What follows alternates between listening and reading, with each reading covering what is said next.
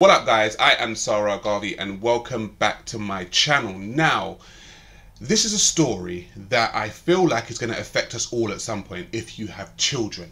Now, I'm going to go into a story currently within the news at the moment with a woman by the name of Katharine Birbalsingh. Now, she is currently being taken to court because she doesn't have a Muslim prayer room within her school. Now, on the surface of this story, a lot of people are calling Islamophobia, right?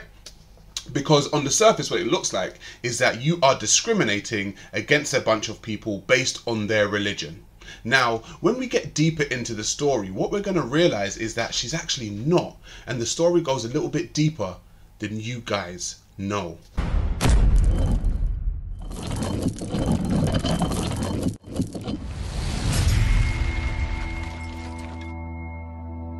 Now, who is Katharine Birbalsingh and what is this story all about? Let's have a read. Katharine Moana Birbalsingh, CBE, was born 16th of September 1973, a British teacher and education reform advocate who is the founder and head teacher of Michaela Community School, a free school established in 2014 in Wembley Park, London. Politically, she identifies herself as a small C conservative. Now, Katharine Birbalsingh established a school in 2014, and with the ethos of this school, she actually believed that people from all races and all religions should be able to come together in a school and just all be educated. And from 2014 up until now, she has done a fantastic job. There are 4,190 schools in the UK. And out of 4,190 schools in the UK, Katharine Birbalsingh's school, the Michaela Community School, has been rated #1 for English, Maths and Science. This is a school that if you have a child from the age of 11, you would want to send your child to. The school is fantastic when it comes to results. It is #1 in the country when it comes to results for GCSEs. It is an amazing school. But of recent, it has been in the news for the wrong reasons. It has been in the news for quote-unquote Islamophobia, because there is a student at the school that says that they are being discriminated against because of their religion. This principle of school being a secular environment, a place where people of different faiths mix without reference to their faith, that is obviously important to you, and that is what is being challenged by this case. So tell us, what is the court case, who's bringing it, and on what grounds? Well, there's a child who's bringing it. But a child can't be bringing it. I mean, who's actually bringing it? Well, I mean, her mum, I suppose. Do we know who's funding the project? I believe it's a legal aid situation, but I can't be certain of that, but I believe so. So the government, ultimately? Yeah, I suppose so. We've never had a prayer room, and we've never had a prayer room because the building is such that, well, first of all, half our kids are Muslim. So a prayer room wouldn't do. You're looking at over 300 children, right? So you need to have several rooms. Well, where do you get these several rooms from? We only have enough rooms for the classrooms. So you would have to then allow them into the classrooms with all the desks. I mean, suggestions have been made that, you know, the desks could be moved by the children. Well, I mean, this is the strictest school in Britain. Our ethos is such that they don't go down the corridors without being watched by their teachers, and, you know, everything's in silence. If it's the case that after lunch, the non-Muslim kids are sent outside and the Muslim kids are all sent upstairs to run around the corridors to go into random classrooms to pray, well, it would mean total chaos. So I would never divide the children according to race and religion. It's just not something that I'm willing to do. So that's the underlying objection, the more principled one, I guess, apart from the practical objections, is that you just don't want the segregation, you don't want the division. Yeah. So Katharine Birbalsingh does not want to divide her school along the lines of race or religion. She is very staunch on the fact that all students must come to the school and abide by the school's rules. Now, the school and the rules within the school have been set from before you as a parent enter the school. And you as a parent have to agree to the rules to actually send your child there. So Katharine in her school has done nothing and sprung nothing on anybody out of the blue for them to think that they are being discriminated against. But like she said, this student has said that they want a prayer room. And like she said, there are not enough rooms in the school to have all of these prayer rooms. So I would just say this. If I already know the rules of the school, and I decide to go to a school, or my parents decide to send me to a school, why now am I now asking for special treatment in a school that already says that it is a secular school, which doesn't appeal to anyone's religion? She says 50% of her students are Muslim. So she's clearly not an Islamophobe. She clearly doesn't discriminate against Muslims. She says everyone is welcome into this school, racially, religiously, and whatever else you hold. But these are the ethics, and this is the ethos of the school that everyone must abide by. Not just some people, everyone. So is it that simply you've never had a prayer room, or you're actually not allowing prayer? So that's a good question. So we didn't have a prayer room, and everybody who comes to the school knows this. We're very clear with all the families. And, you know, when we first opened, we had about 30% of our children who were Muslim. We have grown that to 50% of our intake being Muslim. So, and we've done that all the while without a prayer room. So that means the Muslim families have been very happy. And of course, the other Muslim families have heard of us and have thought, well, we're going to come here. Now, so do that's they not get to to say, choose what school their kids go to? Or do they well, families can apply to 6 schools. I mean, this is the case, you know, across the country, 5 or 6 schools depending on the borough, and then the borough tries to give you your first choice school. So if they thought, oh, well, we don't want to go, they didn't have to put us down. It's an indication of preference, yes. At least. Well, and if they didn't want to come, like if they give you, if the council gives you a school you don't want to go to, you can reject it, you know. So, and there are lots of families who say to us, they're voting with their feet, yes, to some extent. Yes, so lots of families will say, we wish you had one, but, you know, you don't have a prayer room, it's okay, because we love the school in all these other ways, and that's more important to us in the end, you know? So it's sort of up to the families. So no prayer room, but is prayer allowed? Yes, so what we always said before was that you could pray in the yard, because we can't make it happen in the classrooms because of physical reasons, and also not wanting to divide the children according to race and religion. But if you were to pray in the yard, be fine. I want to be very clear on this. She hasn't banned prayer from the school, okay? She said you can pray in your free time. It's totally up to you. What you do in your free time, if you want to be in the yard and pray, that's totally up to you. She said that to students, but they are now pushing her and taking her to court for not building a prayer room in a school that, 1, has no space, and 2, that they already knew never had a prayer room in the actual first place. For 8 years, nobody ever prayed. You never saw a single child praying? No, I personally have never seen a single child pray. And so, last year, for whatever reason, I don't know, a few of the children decided to pray. And this then spun into something huge, which ended up with there being a petition online. You know, the thing is, people can see through the gates outside. So what happened? So they, you know, they're outside in the yard. Were then, you know, kneeling on a rug, so they're just facing east, and they're just on the ground, you know. So that's not particularly nice. But in rows, I mean, is it a kind of organised? No. Nothing was organised, because this was only a few days that this happened. But in those few days, a petition was started, a campaign of hatred was started against us, campaigning against us, saying that we obviously hate Islam, etc., etc. But on what grounds? Because more people were praying than before. No, but people who see this online or see this from outside, they don't know. They just see kids outside praying. So then they're saying, why won't you let them pray inside? You know? And they don't know why. They don't know about the building. They don't know about dividing children according to race and religion. They don't know any of those details. So how many children were praying at the peak? Remember, it's only a few days, but every day more and more were praying. So maybe about 30 or so. But that was growing every day. You know, it was constantly growing. Why do you think that was? Do you think that is just a normal kind of trends and what's cool and fun and interesting Partly. for kids, or are they being asked by their parents to join? What's Partly, your sense? but what we also saw was that, so it was during Ramadan. So during Ramadan, some of the children fast, and that's fine. Some of the Muslim children choose not to fast, and that's also fine.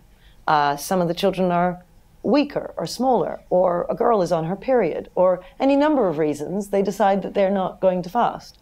And then what ended up happening with the whole prayer situation is that our lovely school turned into one that was really quite horrible, where some of the more committed Muslims, as it were intimidating the Muslims who were eating. and going by the break hall food stand and stopping them from eating, or intimidating them into praying. Or we noticed one girl, for instance, who never wore a hijab before, who was suddenly wearing one.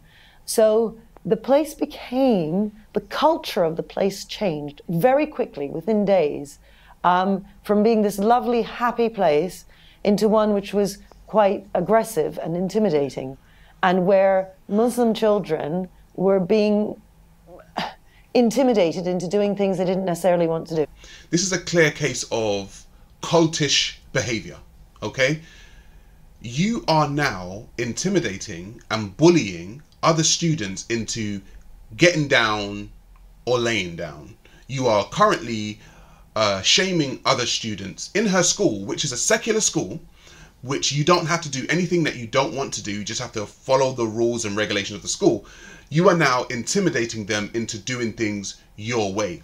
And I've said this in the past, and people have called me Islamophobic and all this kind of stuff. This ideology is an ideology that is very bullyish. It is very supremacist, okay? And it is very imperialist. It doesn't respect anything outside of its own ideology. Realistically. Now, if you are in a school, if you are in my house, and I tell you the rules and the regulations of my house, I say to you, you don't have to be in my house. It's fine.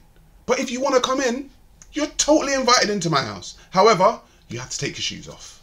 And please don't put your shoes on my table. You know the rules of my house before you get into my house. And then you get into my house, and then you decide to keep your shoes on and put your foot on my table, when I specifically told you that's not what we do in my house. And then you say to me, well, in my house, this is what we do. But if you don't allow me to keep my shoes on and put my shoes on your table in my house, you are discriminating against me. Man, listen, this country, okay, is become weak. This country has become weak and being intimidated by an ideology that doesn't respect anything other than its ideology. And so at some point in time, this country is going to have to grow a backbone and say, look, we are not discriminating against you, but we do have rules and regulations within this country that you must follow. And if you don't like them, you don't have to be here. It's really that simple. If I go to Dubai, if I go to Saudi Arabia, if I go to the UAE in any shape or in any of the countries or cities within the UAE, there are rules and regulations for Sa Ra Garvey to follow. I don't get to go into their country and tell them what they should and shouldn't do. Case in point, when the World Cup was on, and the Qataris said that they do not want the rainbow flag of the LGBTQ alliance within their country. I said, okay, fine. That's absolutely fine. But what England tried to do and what all the other countries tried to do is try to have, you know, their players with LGBTQ armbands and people walking around with flags. And I said, look, you know the rules of that country. And if you choose to attempt to impose your rules and regulations of that country, whatever happens to you, happens to you. If they have rules, if they have prison for you, whatever it is happens to you, happens to you. When you are in Rome, you do as the Romans do. As the old saying says, if you are in my house, you do as I say in my house. You don't have to be in my house. You can go to your own house or go to someone else's house. However, if you are in my house, these are the rules and regulations. And if you don't follow them, then please leave. We have a large number of Muslim pupils. Their positive experiences have helped grow the number of Muslim pupils at the school by 50%. My own grandmother was Muslim, but the governing body had to take the decision to stop prayer rituals when some pupils started them against a backdrop of events including violence, intimidation, and appalling racial harassment of our teachers. Racial harassment. Now, one of the things that I've stated before in a few videos that I've actually done before on the racism within the Islamic world is that a lot of people who claim to be Muslim, whether they're from the Arab countries or Pakistan or something like that, they claim to be of a minority and claim minority status and try to play the race game with other people who are black. Now, Katharine Birbalsingh is Jamaican, is Indo-Guyanese and Jamaican. So as another Jamaican, I'm going to claim her as a Jamaican. Bumbo clack! A lot of these Arab children and Pakistani children, or from wherever these countries are, have actually resorted to calling her a They've resorted to calling her a monkey. They've resorted to calling her and her other black staff all types of names when these are the teachers that teach them every day and have these high standards, which has made them #1 in the country. And now they are racially abusing them. You see, one of the things that is not spoken about, and I've spoken about it on this channel a few times, is the racism within a lot of these other quote-unquote minorities towards black people. In a lot of these other quote-unquote minorities countries, black people are still being enslaved. So for me, it actually comes as absolutely no surprise that these people would racially abuse this woman. How do you unite 700 children of many faiths, ethnicities in a hard scramble inner London borough? Even lunch is a minefield. Your very limited canteen could try to follow every religious edict, halal and kosher, no beef, no pork, fish on Fridays, no eggs served in the same plates as meat, or the whole school could go vegetarian. The latter was the elegant solution of Katharine Birbalsingh, headmistress of the Michaela Academy in Wembley, northwest London, and illustrates her secular philosophy. Find a compromise that may not be everyone's first choice, but eliminates religious divisions and puts the community above the individual. If children want lamb biryani, spicy ribs or burgers, they can enjoy them at home.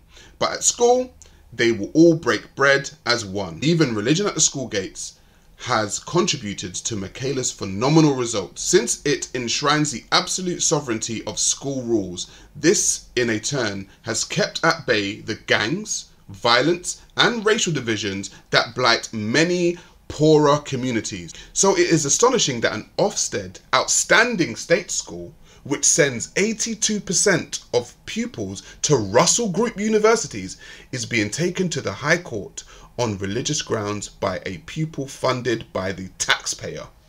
A pupil funded by the taxpayer, your money, your pounds, your pence, your hard-earned cash, is taking a woman who has a secular school that doesn't discriminate against anyone to court because some people want something that was not subscribed to them from the beginning of them even knowing that they were coming to the school. This is what bullying is. Bullying is when you attempt to intimidate people into your way. Tell people what to do because you don't like what they do. So let's actually see what this student, who has not been named because she's a child, which is absolutely fine, what has she been doing? Revealed. Muslim schoolgirl who is taking high court action against her teachers after pupils were banned from praying in school playground was suspended last year for threatening to stab a girl. So that's the type of student that she is. She threatens to stab people. Now she's also a child. So I don't want to say too much against the child. She's got a lot of growing to do. But I'm just showing that this is a type of student that Katharine Birbalsingh is having to deal with.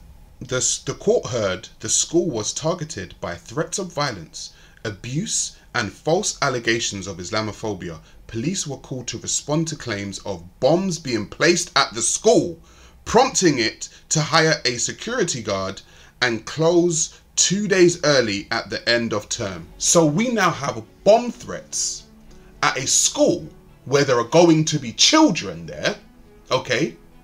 And this is the response to not wanting a prayer room in the school, not discriminating against somebody, but just going by your own rules. You get bomb threats at your school because you don't want to do what quote unquote they want you to do. The reason why I wanted to bring light to this story is because all around the West, what we are seeing is people become more and more entitled. people are becoming more and more entitled, and they want what they want. Whether it be a curriculum that includes trans kids, or a curriculum that includes prayer rooms, or a curriculum that includes certain foods because they don't eat other foods. Where does it end? Where does the madness end? Who do we tell is right? Who do we tell is wrong? Who do we cater to? Who do we not cater to? Where does this train stop? If you don't set some kind of boundary, some kind of rule, some kind of regulation, you will be run over. You will be spread so thin that you will be trying to constantly please this group, trying to constantly please that group, trying to constantly please that group, in fear of being called some kind of phobic, transphobic, Islamophobic, some kind of phobic. They'll come up with some kind of word to show that you are being discriminatory towards them. It's time for people to take a stand. It's time for people to grow a backbone. It is time for people to say no to the bullies. Now, we understand that bullying goes on in a lot of schools, but now the students are bullying the teachers. I have been Sa Ra Garvey. Thank you all for tuning into this episode. Please like, share, comment, and subscribe on your way out, okay, as we continue to look at the world and break things down. I'm going to catch all of you on the flip side.